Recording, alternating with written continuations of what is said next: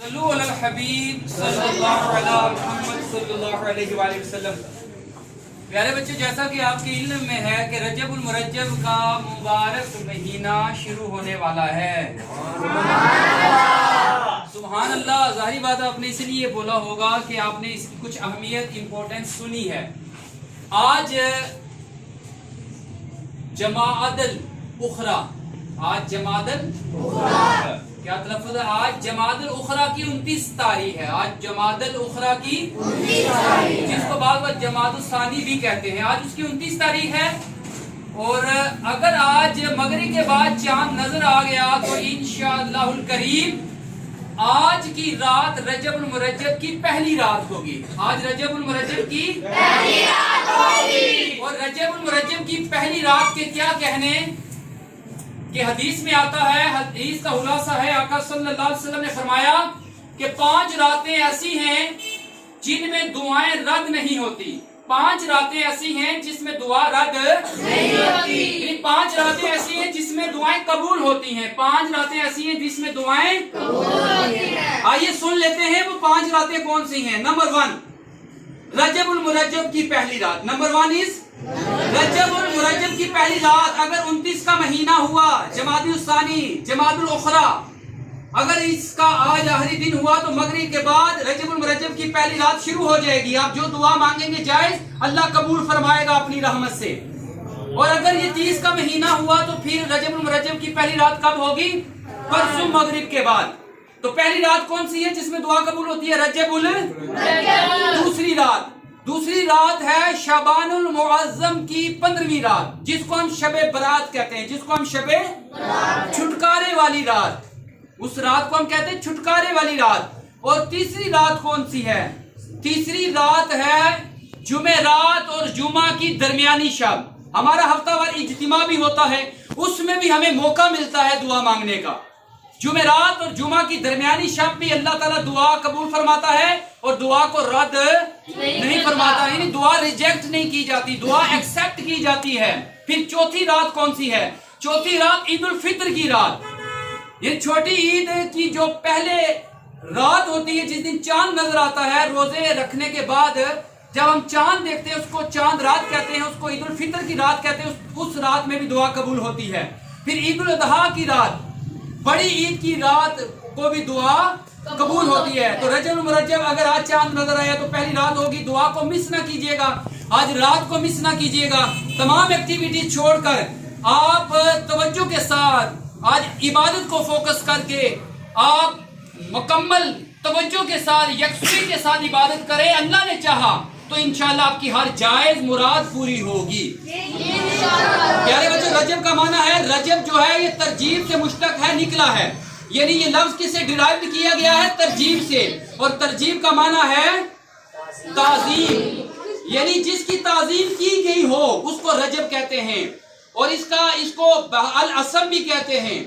یعنی یہ اس مہینے میں جنگ و جدال کی آواز نہیں سنائی دیتی۔ لوگ زمانہ جاہلیت میں اس مہینے کا لوگ تعظیم کرتے تھے، رسپیکٹ کرتے تھے، وہ جنگ نہیں کرتے تھے۔ اور اس مہینے کو تیز بہاؤ بھی کہتے ہیں۔ اس مہینے میں اللہ کی رحمت کی بہاؤ، اللہ کی رحمت فضل کا بہاؤ تیز ہو جاتا ہے، اس لیے یہ عظمت والا، عزت والا مہینہ ہے، رسپیکٹ والا مہینہ ہے۔ اس مہینے کی رسپیکٹ کی جائے، اس میں گناہ نہ کیے جائیں۔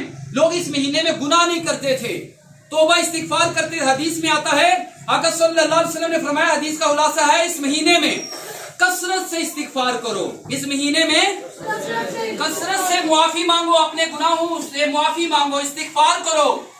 اور کیونکہ اس کا ہر لمحہ، اس کے ہر لمحے میں اللہ تعالیٰ لوگوں کو جہنم کی آگ سے بری کرتا ہے، جہنم کی آگ سے بچاتا ہے۔ اس مہینے میں جو ہے کثرت کی جائے استغفار کی، اور اس مہینے میں روزے رکھے جائیں، اس مہینے میں روزے رکھے جائیں، کیونکہ علماء کرام نے کہا ہے رجب المرجب بیج بونے کا، اور اس کے بعد جو مہینہ شعبان المعظم آب پاشی کرنے کا، پانی لگانے کا، اور رمضان المبارک فصل کاٹنے کا مہینہ ہے۔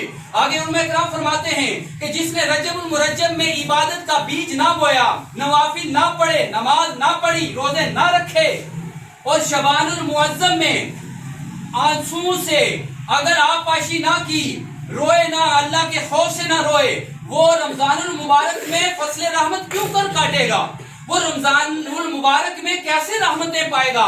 اگر آپ رمضان المبارک کا پھل کھانا چاہتے ہیں تو آپ کو پودا لگانا پڑے گا، ابھی بیج بونا پڑے گا، عبادت کا بیج اس مہینے میں بونا پڑے گا۔ سارے بچے نیت کریں، سارے بچے نیت کریں کہ ہم انشاءاللہ اس مہینے میں خوب عبادت کریں گے۔ جو اس مہینے میں روزہ رکھے گا اس کے بارے میں آتا ہے کہ جنت میں ایک نہر ہے، جنت میں ایک حدیث کا مفہوم ہے، جنت میں ایک نہر ہے جس کا نام رجب ہے، جس کا نام اس کا پانی دودھ سے زیادہ سفید، شہد سے زیادہ میٹھا، دودھ سے زیادہ سفید اور شہد سے زیادہ میٹھا، اس دریا سے وہ پانی پیے گا جو رجب المرجب کا روزہ رکھے گا۔ یہ حدیث کا مفہوم سنایا۔ اور رجب المرجب کے پہلے روزے، جو پہلا روزہ رکھے گا وہ 3 سال کا کفارہ، رجب کا دوسرا روزہ 2 سال کا کفارہ، رجب کا تیسرا روزہ 1 سال کا کفارہ، اور رجب کے باقی ہر دن کا روزہ 1 ماہ کا کفارہ ہے۔ اس لیے رجب مرجب میں عبادات کریں، اور ایک دعا بھی آپ سنتے جائیں جو ابھی الحمدللہ ہم نے یاد کی اور ہمارے بچوں کو یاد ہوئی۔ وہ دعا کیا ہے؟ رجب میں آقا صلی اللہ علیہ وسلم یہ دعا مانگا کرتے تھے۔ وہ دعا کیا ہے؟ اللہم بارک لنا فی رجب و شعبان و بلغنا رمضان۔ اے اللہ ہمارے لیے رجب اور شعبان میں برکت فرما اور رمضان نصیب فرما، اور ہمیں رمضان نصیب فرما۔ اس میں اللہ سے دعا مانگے، اللہ ہمیں رمضان دیکھنا، رمضان کے روزے رکھنا، رمضان میں عبادت کرنے کی توفیق عطا فرما۔ یہ دعا کیا ہے دوبارہ سن لیں، آپ نے بولنا نہیں کیونکہ یہ ویڈیو آگے جائے گی، وہ بھی یاد کر لیں گے۔ اللہم بارک لنا فی رجب و شعبان و بلغنا رمضان، شعبان و بلغنا رمضان۔ اس کا ترجمہ ہوا اللہم اے اللہ، کیا اللہم اے اللہ ہمارے لیے رجب اور شعبان میں برکت فرما اور ہمیں رمضان نصیب فرما، اور ہمیں اللہ پاک سے دعا ہے جو آج درس ہوا ان باتوں پر مجھے اور آپ کو اللہ عمل کرنے کی توفیق عطا فرمائے۔ آمین بجاہ النبی الامین صلی اللہ علیہ وآلہ وسلم۔